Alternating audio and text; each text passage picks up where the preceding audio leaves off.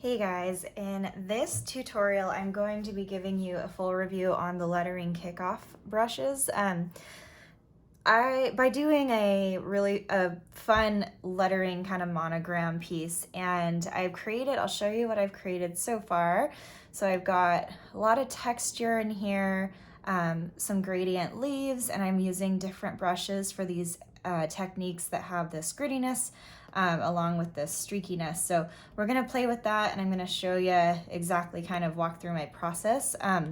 So the first thing I'm doing is going to my brush panel, and you can see I have kickoff brushes right here, and I'm gonna be using the Filbert brush pen. I love this brush pen because it's got some really awesome control as far as pressure goes, but then it's also got this really fun streakiness to it. I'll show you some of the other ones too. The super dry brush pen, this one you can see it's got some areas where it kind of skips, so hence super dry. The black letter flat brush, this one if I turn it up you can see it's kind of got that sharp angle here, but then that broad angle broad stroke at a different angle. The flat brush, basically the same thing as this Filbert, but in a different style as far as the stroke goes. So I'm going to jump into the letter F. I have the base of both my letters laid out as far as my capitals that I've already kind of established. So I'm just going to do kind of a basic cursive or calligraphy F, and maybe come in a little, and then I'm going to create a little circle here.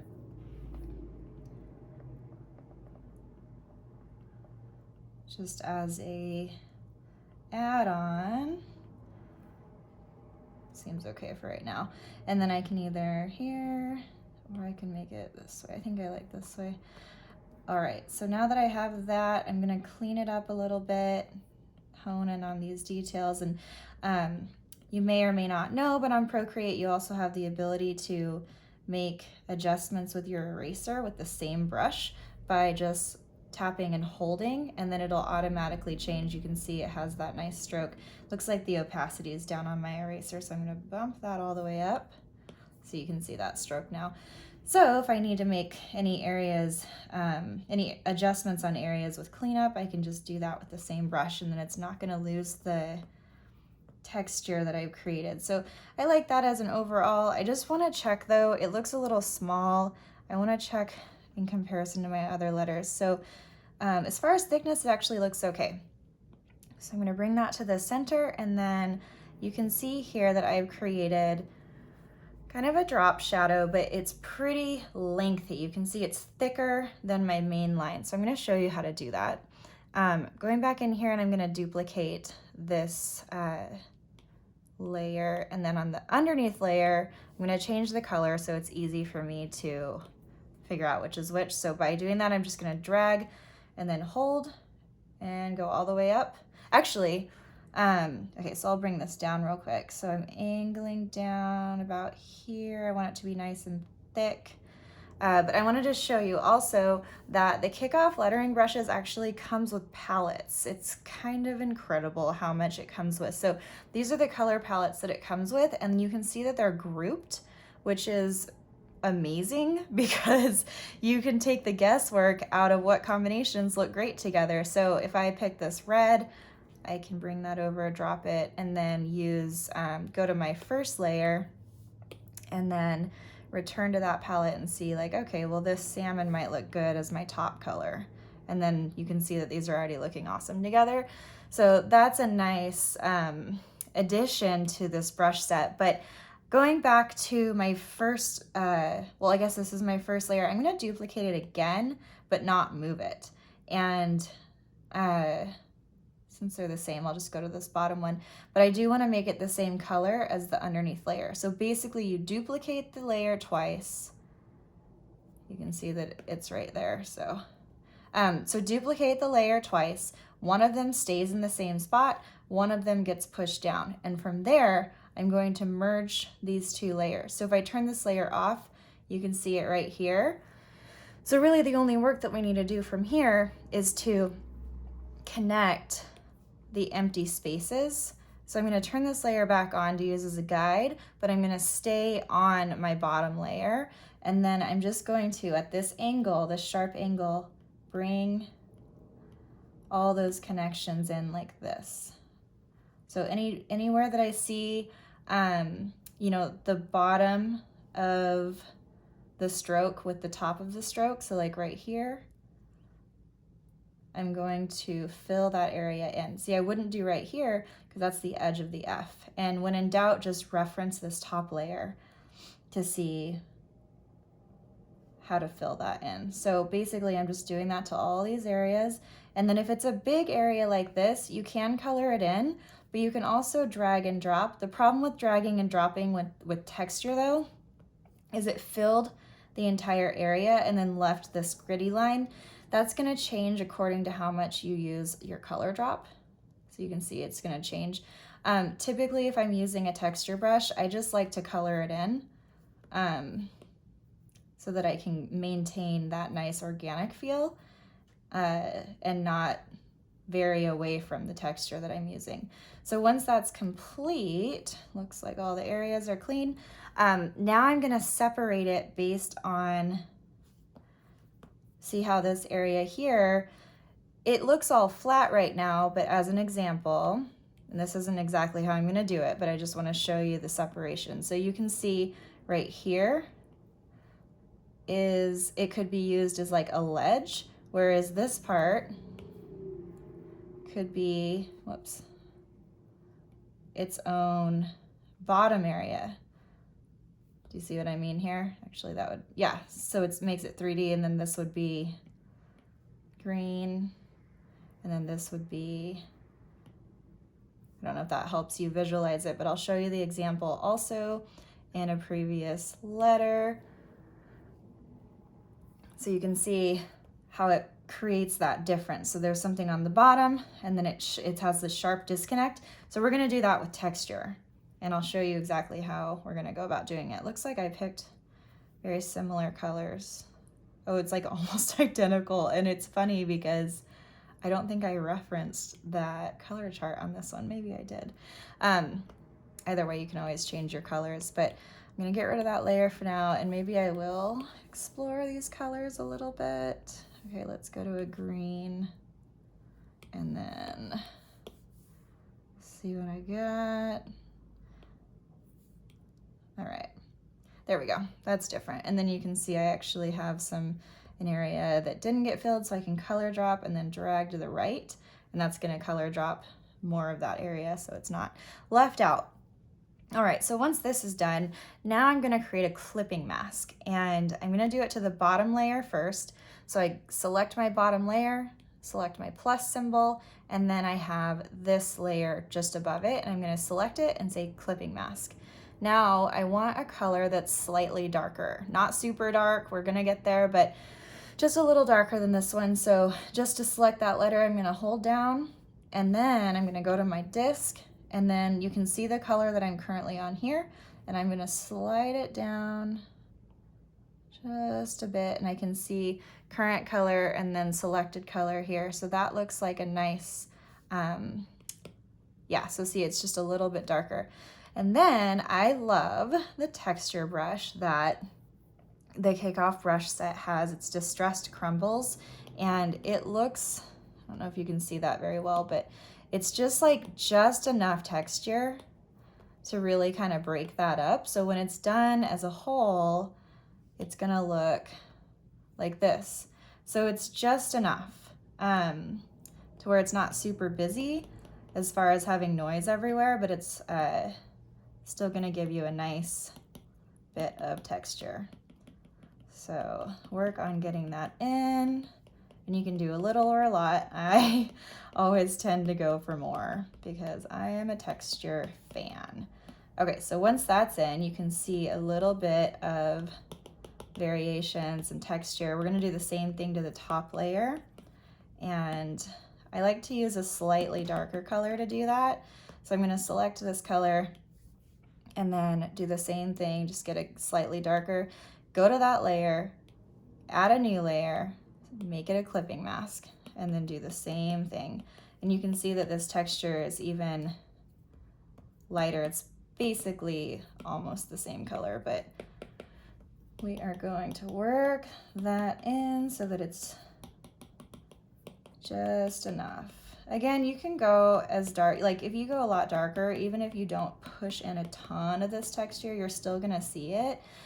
One of the nice things that you can do on the iPad too is you can go to your adjustments, which is this magic wand, and then go to recolor. And then if you drag that little icon, this little like plus looking icon, over one of those areas, you kind of just have to play until it selects, oh my goodness, I'll find one, until it selects the texture. There we go. And then I can go over here and play, and it's like a live recolor. So if I don't like the color, then I can just go in and find a new one and then be done with that. So that's a nice little trick. Now what I'm gonna do is go to the first clipping mask I made and go just above that and then create another clipping mask. And now I'm gonna make this a lot darker. So I'm gonna select the darkest color I have in here and go even darker.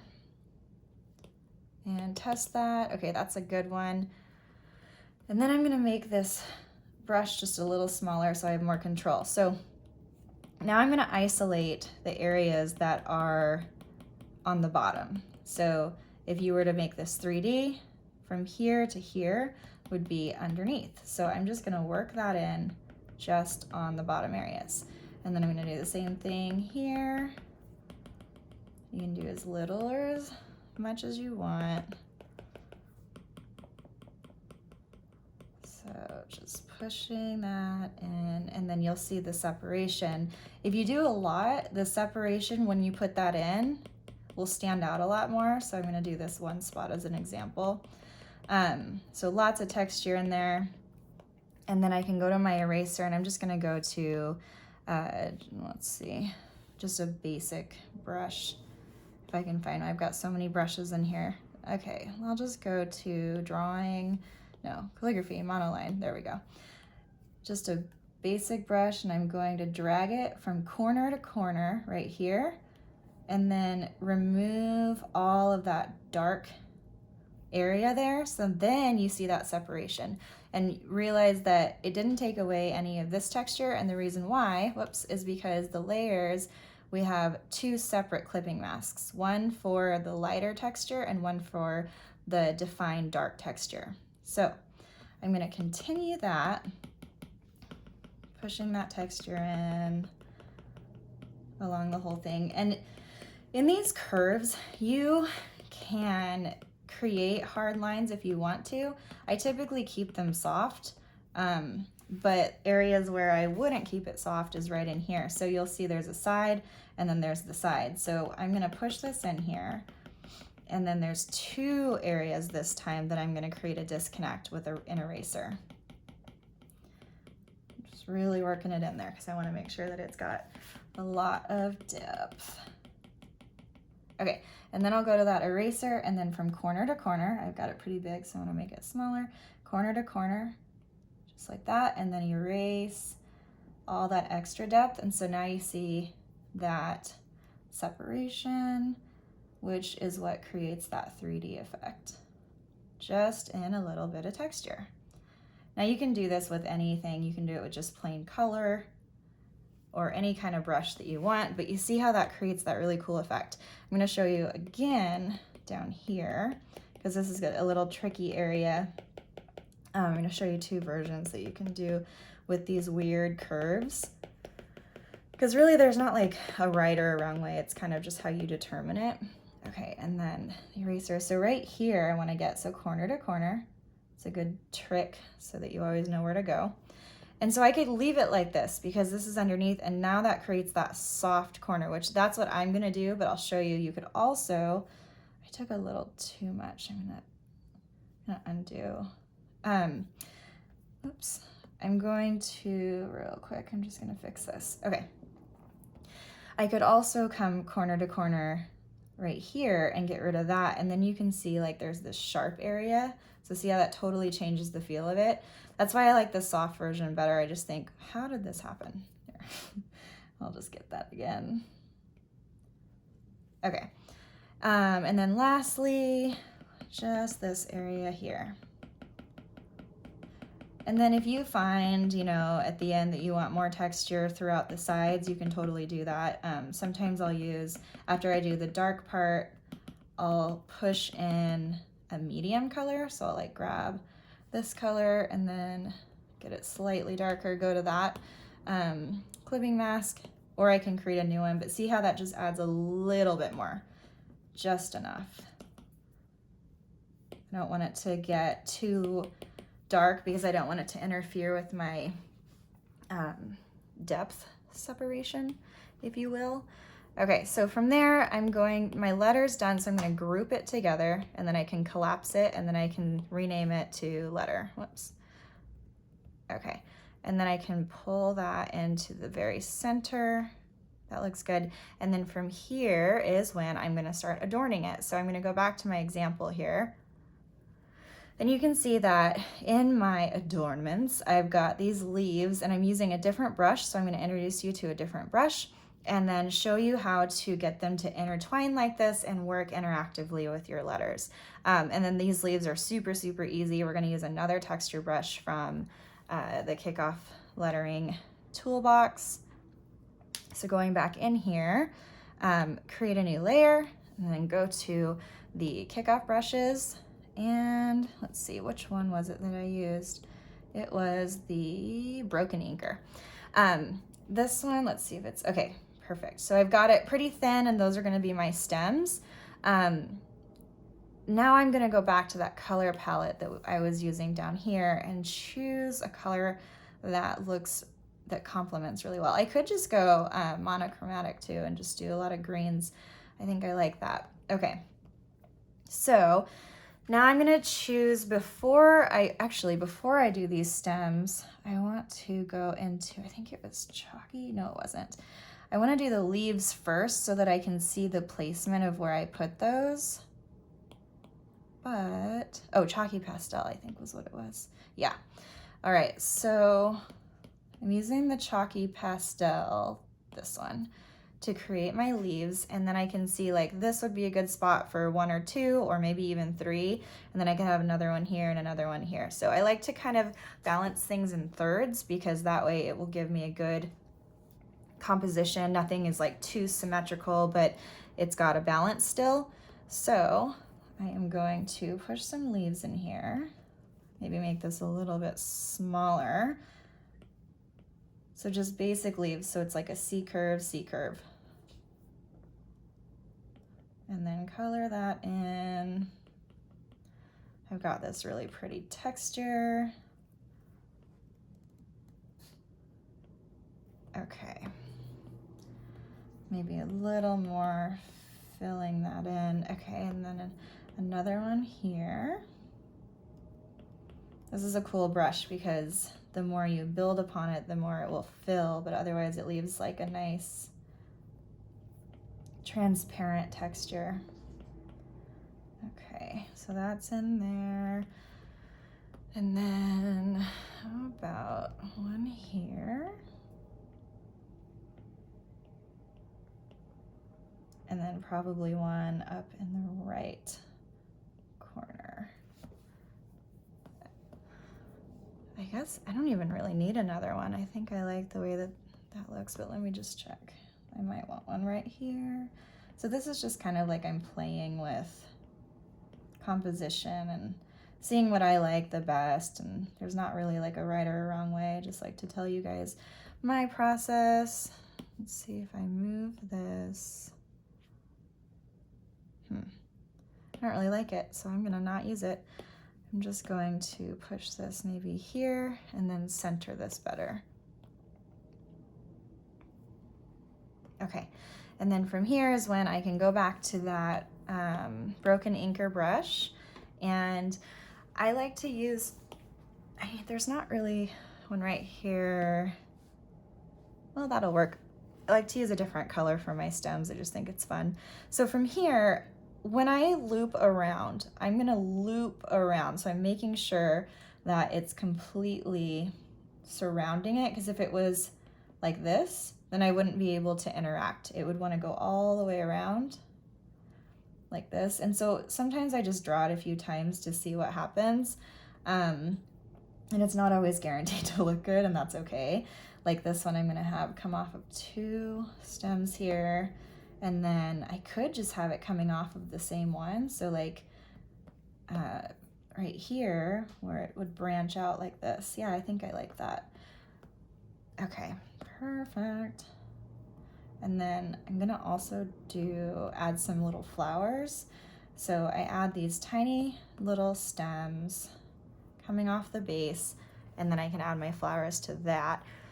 But before I do that, I'm going to erase parts of this. And I'm gonna grab the same brush. So again, I just hold down my eraser, and then I am going to pick and choose where to keep it and where to get rid of it. So I can see it's traveling this way, and then maybe it could dip behind this whole area.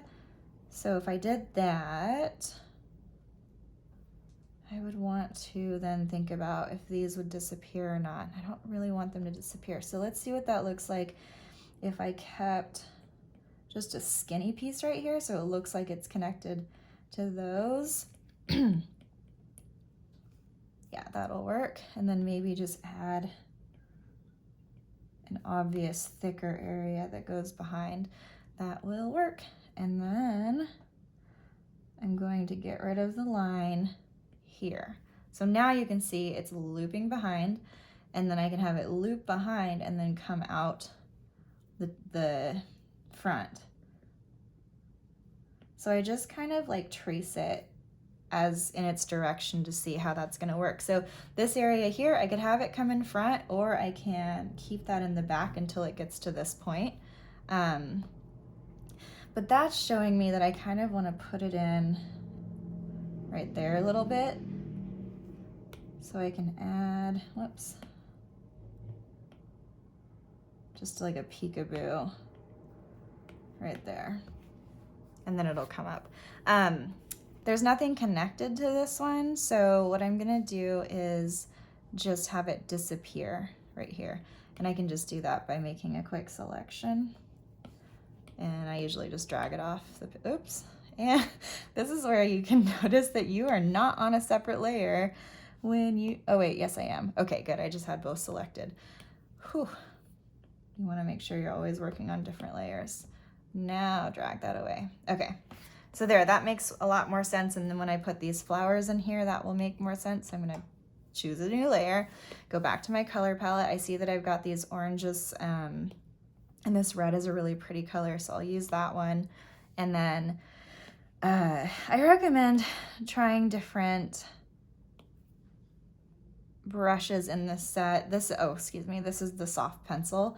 And I'm just going to basically create like an arch like this, and then a wavy line, and then fill that in. And that's really all you need to do to create these flowers. Whoops. It's really, really simple because they're just like accent flowers. And then I might just have one kind of peekaboo in here, and then get rid of the line that overlaps. And then from here, I am going to put some texture over there, over those little flowers. So I'm going to create a new layer on top of that, and then I'm going to do a clipping mask and go back into my kickoff brushes, and then I'm going to choose the, let's see, I think I want to use this super dry brush pen, and then I'll go back to my color palette and then select, actually, for this one, I'm just going to bump it up a little bit to have just a slightly lighter color. And then I'm doing a very light kind of textured wash. And the reason I'm keeping this like the thicker line instead of doing the crumbles is because it's going to be so small that I want that separation to actually be seen, instead of just having like a light wash. Okay, so from here is when I want to isolate the texture on the leaves. So to do that, I'm gonna go back to my leaves, create a layer on top of that, create a clipping mask, and then go to my brushes. And this time I'm gonna use the line sketch filling. And then let's go back to that palette. Whoops. What am I doing? Here we go. And I'll use this olive color. And then from here, I like to do, I'll show you the example. I like to, instead of going over the entire brush, just kind of focus on the tip and then part of the top or something. So I'm gonna do that. This is looking kind of Christmassy. Okay, so I'm gonna do that, and so you can see how it's just creating a little variation, and it's a lot more concentrated, as if it's like turning a different color instead of just adding texture. So it's almost like a highlight, which can be kind of fun. That's too much. Okay, so then once that's in, I might want to go even a little bit lighter for more separation. And then I'm gonna go in with a very skinny eraser. See where my kickoff brushes are. I'll go to this dry inker. I don't know how big this is right now. Let's see. That looks good. Okay, so once you know you're actually really happy with it, go and merge those two layers together. And then you can add a line in so that it has its vein. You might want to clean up the edges a little bit if you don't want them super textured. I'm going to do that to the top part only. Okay, and now I can add my background color. So I can either go to background color or I can create a new layer on top. It doesn't really matter. I'm just going to do the layer on top because I like to work that way, and this will be my background. Return to my palette. I mean, you're not stuck to these color palettes. I just am using it so that you can have an idea of what they've put together for us. So I'll try, I don't think this is gonna be good, but yeah, maybe a little lighter. So I like to use the recolor tool. So again, go to the magic wand, the little adjustments, the very bottom says recolor, and then I can select different colors to see how that's gonna look. So I like the orangey tone. I think I just want to get something in a little lighter. So I can bring this over and kind of play with tones within here. But see, you don't want it to blend in too much with the actual artwork. So you can go around the color wheel, see how this is looking with different combinations of color. I think that I might like something in the periwinkle or blue. But you can also go a lot deeper and see how you like it with more of a bright color or a bright base. This is the part that takes me the longest, so I'm not going to spend too much time on it because I don't want to bore you to death with my color choices. But here I do another layer of texture, so I'm going to bump that down, get it a little darker, and then go to these distressed crumbles again and just kind of go over that as a whole. Maybe make that. There we go. And if you want those to be larger, I just like to select them and then drag them larger, and that just shows more defined texture, or more extreme texture. So I do that sometimes, but overall, I think I'm liking the way this is looking, and that's it. So I know that there is a lot of steps involved, but once you get the hang of it and once you start having like a method to your madness, then this whole thing comes really easily, kind of like muscle memory. So hope that's helpful. I hope you enjoyed this tutorial, and be sure to thumbs up and subscribe and all the good things, and I will see ya next time.